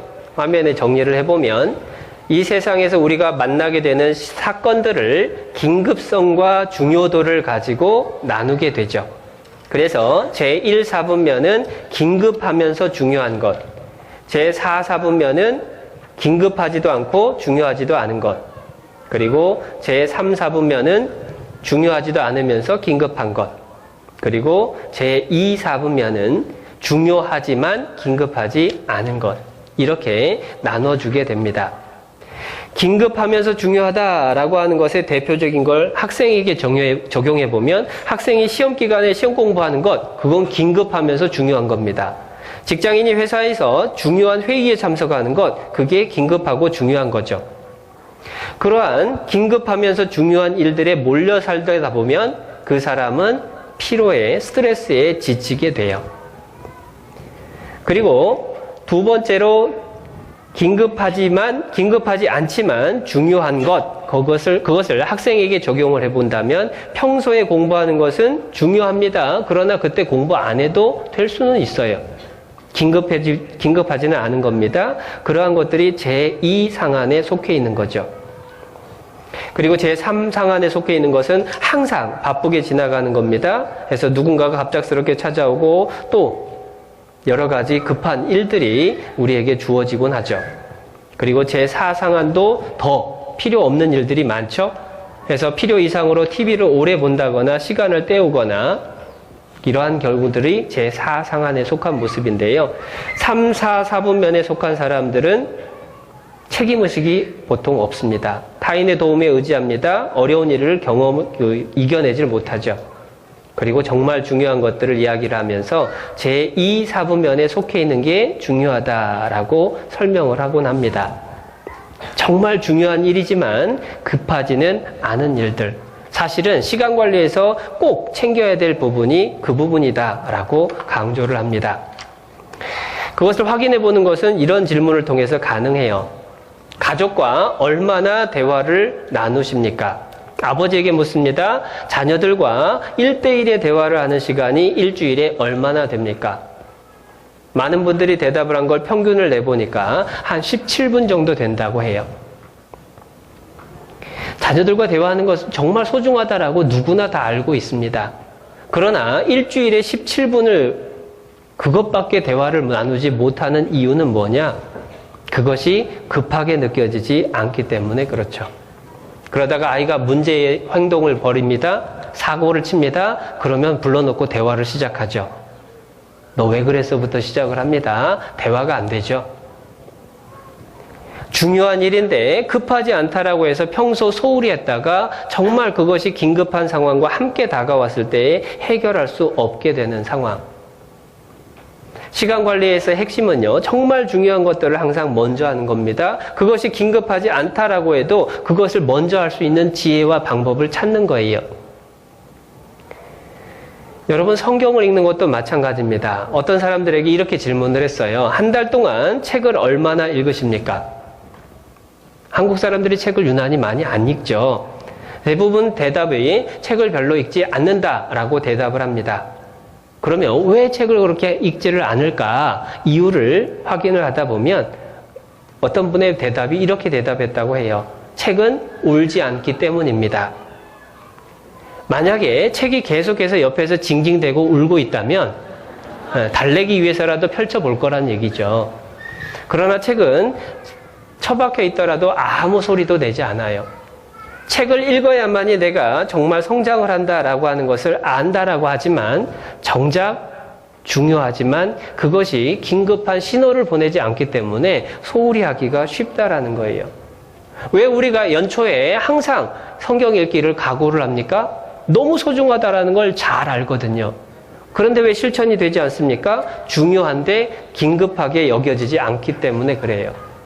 너무 긴급한 일들에 치우쳐서 살다가 정말 중요한 하나님의 말씀을 우리가 소홀히 하고 살아가는 모습, 그것이 시간 관리를 못하고 있는 우리 자신의 모습을 보여주고 있다라는 겁니다. 그래서 우리가 올바른 기준, 무엇이 소중한가를 항상 마음에 새기고 이제 그것을 실천해 나가는 방법을 찾아가야 되는데, 그것을 찾아가는 방법이 이제 어떻게 행할 것을 자세히 주의하여 지혜 없는 자 같이 말고 지혜 있는 자 같이 하라라고 하는 그 말씀으로 설명을 할 수가 있죠. 그리고 그것을 요약하면요, 이제 장단기 목표를 세우고 그 장단기 목표의 실천 사항으로 매일매일의 계획을 세워가는 겁니다. 사실 이제 우리가 삶의 목표가 하나님의 영광을 위해서라고 하는 목표가 세워졌다면 구체적으로 장기 목표, 중기 목표, 그게 필요하다라는 거예요. 내가 하나님의 영광을 위해서 학생의 경우에는 어떤 사람이 되겠다, 직업의 세계를 선택을 할 수도 있습니다. 내가 하나님의 영광을 위해서 의사가 되겠다. 내가 하나님의 영광을 위해서 교사가 되겠다. 내가 하나님의 영광을 위해서 어떤 사람이 되겠다. 그리고 그 일을 이루기 위해서 또한 중기 목표를 세워가는 겁니다. 5년 안에 내가 무엇을 하겠다. 1년 안에 내가 무엇을 하겠다. 계획을 세워가는 거죠. 그리고 그 계획에 맞춰서 이제 하루하루의 계획을 짜고 그 계획을 이루어 나가는 모습, 그것들이 이제 실천사항의 모습입니다. 제가 여러 가지 자료들을 많이 준비를 했는데 시작하면서 사실 혼자 고민을 많이 했어요. 그 고민을 하는 이유가 뭐냐? 준비한 원고는 14페이지인데 주어진 시간은 90분이에요. 그 시간 동안에 과연 내가 얼마나 이것들을 다 감당을 할 수 있을까? 다른 목사님에게 얘기를 했습니다. 이거 다 못할 것 같은데요? 목사님 대답을 해주셨습니다. 시간 관리를 못하는 사람도 있다라는 걸 보여주면 그것이 샘플이 될 거라고. 지금 그 샘플이 되고 있는 느낌을 받습니다. 시간이 벌써 다 됐어요. 그래서 주어진 시간은 9시까지인데 이제 5분 남았습니다. 그런데 제가 서두에 말씀드렸잖아요. 모든 일들을 다 하는 게 시간 관리의 목표는 아닌 거예요. 가장 소중한 것을 하면 됩니다. 가장 소중한 게 뭘까? 사실 구체적인 방법을 설명하기는 어려울 거라고 예상을 했었습니다. 그러나 얼마나 시간 관리가 우리에게 필요한 일인가라고 하는 것을 우리가 마음에 새기고 방법은 사실 우리가 찾아가야 될 숙제다라고 생각을 했습니다. 그러면서 시간을 계획하지 않게 되면 어떤 일이 될까? 여기 한번 보겠습니다. 맥도날드라는 사람이 정리를 해줬어요. 계획되지 않은 시간은 어떻게 되는지. 첫 번째, 나의 약점 있는 곳으로 흘러갑니다. 두 번째, 영향력 있는 다른 사람에 의해 좌우됩니다. 세 번째, 긴급한 일에 소모됩니다. 그리고 하나 더, 사람들이 칭찬하는 일에 소모가 돼요. 계획하지 않으면요, 나의 약점이 있는 곳으로 시간이 흘러갑니다. 어떤 사람은 TV에 약해요. 그러면 시간 계획이 없으면 TV 리모컨부터 손에 잡게 됩니다. 어떤 사람은 잠을 자게 됩니다. 어떤 사람은 인터넷을 뒤지게 되죠. 계획하지 않은 시간은 나도 모르게 허송하게 됩니다. 뿐만 아니라 계획되지 않으면요, 영향력 있는 다른 사람이 내 시간을 좌우해요. 이것 좀 해줘, 저것 좀 해줘, 만나자, 뭐 하자. 그 시간에 다른 일들이, 내가 원했던 것과 상관없는 일들을 하게 됩니다. 직장 다닐 때 제가 한동안 그렇게 살았어요. 출근하면은 과장님이 부릅니다. 커피 마시자고. 5분, 10분 있다가 또 어떤 사람이 뒤통수 때립니다. 차 한잔 하자. 제가 제일 많이 불려다녔던 것 같아요. 다들 담배 피우러 가면서 혼자 가기 심심하니까 제일 만만한 저를 불렀던 겁니다. 시간이 지나면서 아니다라는 걸 알게 됐죠. 아니요 라고 대답할 수 있어야 된다는 것도 깨달아갑니다. 계획하지 않으면 나도 모르게 내게 주어진 시간을 남한테 다 소모하게 돼요. 뿐만 아니라 계획하지 않으면 중요한 일을 놓치고 긴급한 일만 먼저 합니다. 오늘 계속해서 반복되는 단어가 있죠? 정말 중요한 게 뭐냐? 그 중요한 일을 해야 되는 것이 시간인데 내가 계획하지 않으면 중요한 일이 아니라 긴급한 일에 빼앗기게 돼요. 그리고 네 번째로 사람들이 좋아하는 일을 하지 하나님이 좋아하는 일을 하지 않게 되기가 쉽다라는 겁니다. 예를 하나 찾아봅니다. 그게 출애굽기 18장인데요. 모세라는 분의 모습을 잠깐 살펴보겠습니다.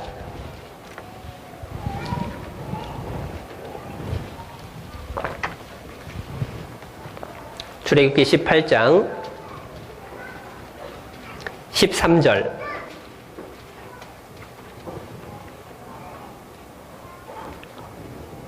이튿날에 모세가 백성을 재판하느라고 앉았고 백성은 아침부터 저녁까지 모세의 곁에 섰는지라.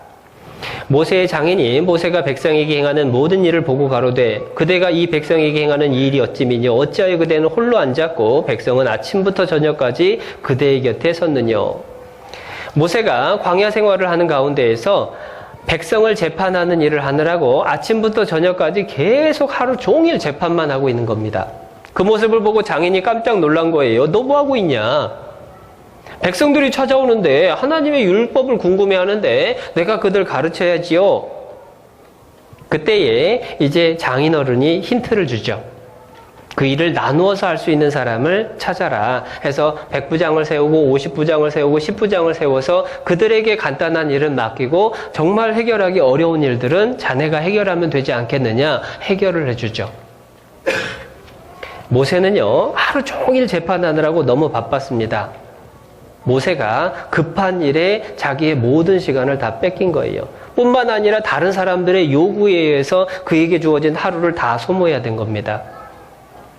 모세가 정말 꼭 자신이 해야만 하는 일과 자신이 하지 않아도 될 수 있는 일을 구별하지 못했던 거예요. 맡길 수 있는 일인데 자기가 하느라고 너무 바쁜 거예요. 모세라는 위대한 분도 실수를 합니다. 그리고 방법을 찾아갔죠. 마찬가지예요. 우리도 계획하지 않음으로 말미암아 아침에 그날을 어떻게 보낼지 일주일을 시작하는 주 초에 그 주를 어떤 일들을 해야 될지에 대해서 구체적인 계획들을 세우지 않기 때문에 정말 소중한 내 시간을 다른 사람에게 또는 중요하지 않은 일에 긴급한 일에 오히려 죄 짓는 일에 시간을 빼앗기고 살아갈 때가 많다라는 것을 기억해야 됩니다. 그래서 꼭 계획을 세워야 돼요. 장단기 계획은 1년짜리 계획을 세우는 겁니다. 이 자리에 선생님들이 모여 계시기 때문에 분반에 대해서 계획을 세워야 돼요. 올 한 해 내가 맡은 분반은 어떤 목표를 가지고 그 목표를 이루어야 되겠다라고 하는 전체적인 1년의 목표가 나와야 되죠. 그리고 그 1년의 목표를 이루기 위해서 몇 월 달까지는 신방을 가고 몇 월 달까지는 집회를 한번 듣게 하고 몇 월 달까지는 각각 개별적으로 면담을 하고 몇 월 달까지는 어떤 일을 실천해보고 중기 목표죠. 그리고 그 중기 목표에 맞춰서 누구하고는 어떤 일을 할 건지 내가 3월 달에 이제 시작이 됐는데 이 3월 달 동안에 어떤 일들을 할 건지를 계획을 세우는 겁니다. 그리고 한 주 주일이 주어지면 그 주일 내게 주어진 시간, 분반할 수 있는 시간과 앞뒤 시간을 통해서 내가 아이들과 무엇을 할 것인지가 그 전체의 계획 속에서 하나하나 이루어져 나가면 1년이 지났을 때에 그렇게 계획하고 준비했던 사람은 남는 게 있어요. 그런데 그렇지 못하고 바쁘게 주어진 분반, 주어진 공과 시간을 어떻게 시간을 보낼까 거기에 쫓겨 다니다 보면 바쁘게는 살았는데 1년이 지나고 나면 아이들의 변화도 내 자신의 감사도 없는 자신을 발견하게 돼요. 책에 소개되어 있는 스마트라고 하는 장단기 목표 수립하는 방법, 그것도 참고를 할 수는 있을 겁니다. 올 한 해 내가 계획을 세울 때에 어떤 구체적인 목표를 세울 거냐, 그걸 생각해 볼 수 있게 되죠. 일일 계획을 세우는 것은 특히나 더 우리 각자가 시간을 구체적으로 활용을 하는 데 도움이 됩니다. 그 시간을 활용을 할 때에 우선순위를 항상 표기하는 것이 중요하죠. 1세대 시간 계획법은 사실은 몇 시에 무엇을 하느냐, 몇 시에 무엇을 하느냐, 그것을 적는 것에 멈췄습니다. 2세대 계획법은 할 일들을 쭉 적어놓고 그 일들 중에서 자기가 하나씩 해결해 나가는 것으로 시간을 활용을 했어요. 그러니까 시간은 좀 더 자유로워 보였습니다. 그리고 3세대, 4세대로 넘어가죠. 4세대 계획법의 대표적인 예가 프랭클린이라는 사람이 제시했던 방법이에요. 그래서 하루에 시간이 정해져 있는 일과들이 있고요.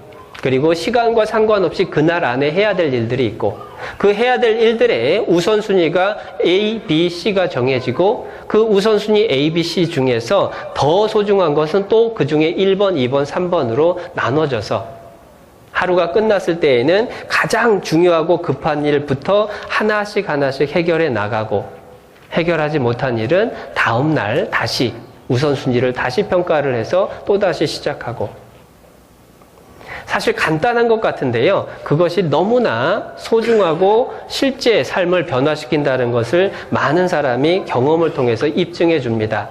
구원받은 우리에게도 충분히 적용될 수 있다라고 생각을 하죠.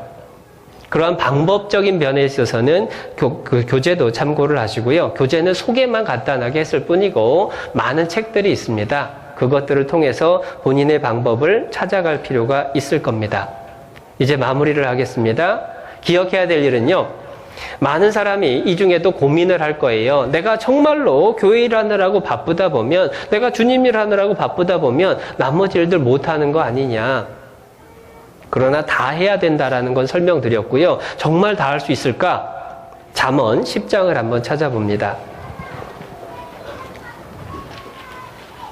잠언 10장 27절.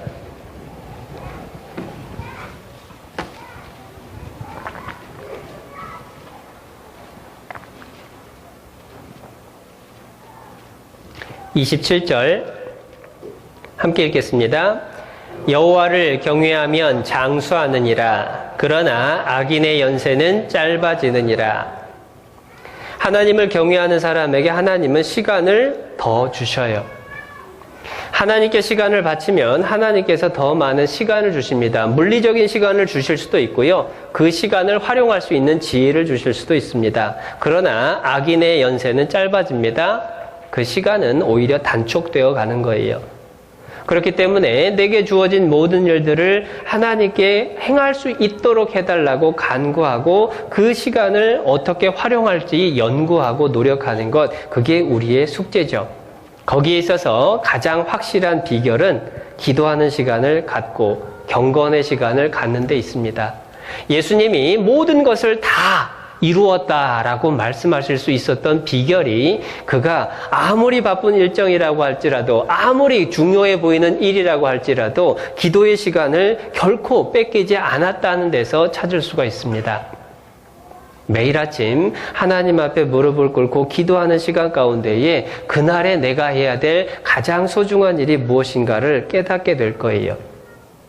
그리고 그 일을 먼저 하다 보면 하나님께서 모든 일들을 넉넉히 행할 수 있도록 도와주실 겁니다. 그런 의미에서 우리 각 사람은 때때로 외로울 필요가 있다라고 생각을 합니다. 어느 선교사님이 외로우십시오라고 설교 1시간 반 동안에 수십 번을 반복했던 적이 있어요. 외로우십시오, 외로우십시오. 이유는 단 하나였습니다. 오늘날 전화가 너무도 편하고 휴대폰이 너무 보급이 많이 돼서 혼자서 주님과 만날 시간이 적다라는 걸 지적하셨던 거예요. 사도시대에, 초대교회 시대에 핍박 가운데서 그리스도인들은 만나는 것조차도 목숨을 걸어야 됐습니다. 그래서 그들은 하나님과 더 많이 만났죠. 그들의 신앙이 가장 순수했습니다. 우리가 정말로 내게 주어진 시간을 올바로 효율적으로 보내기 위해서 필요한 건 하나님과의 만남의 시간이에요. 그리고 그것을 회방 놓는 것 중에 하나가 문명의 이기라고 알려져 있는 우리 손에 들려진 스마트폰일 수도 있다는 겁니다. 저 자신도 습관적으로 손이 가기가 쉬워요. 그런데 생각해보면 너무도 많은 것들을 우리가 뺏기고 있다는 것도 한번 기억해 보게 됩니다. 그래서 조금 두서없이 말씀을 드렸지만 책의 순서대로 한번 정리를 했으니까 나중에 또 한번 참고해 보시기 바랍니다. 같이 기도하겠습니다.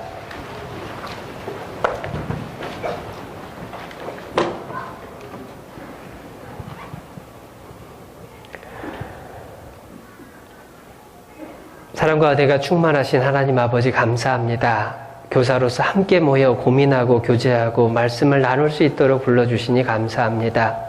주께서 짧은 시간 주어졌음에도 모든 일들 다 이루실 수 있었던 것처럼 우리 각 사람 정말로 하나님께서 우리 각 사람에게 바라시고 원하시는 계획, 뜻을 이루는 데에 부족함 없도록 하나님께서 우리 각 사람에게 지혜를 주시고 또한 시간을 끌려다니는 게 아니라 관리하며 주님께 영광 돌리는 데 사용할 수 있도록 도와주시기를 간절히 빌고 원합니다. 이어지는 모든 교사 수련회의 일정 가운데에서도 주께서 함께 하셔서 우리 각 사람에게 필요한 위로와 능력과 하나님의 사랑을 채워주시기를 간구드립니다. 우리를 사랑하시는 귀하신 예수님의 이름으로 감사하며 기도드렸습니다. 아멘.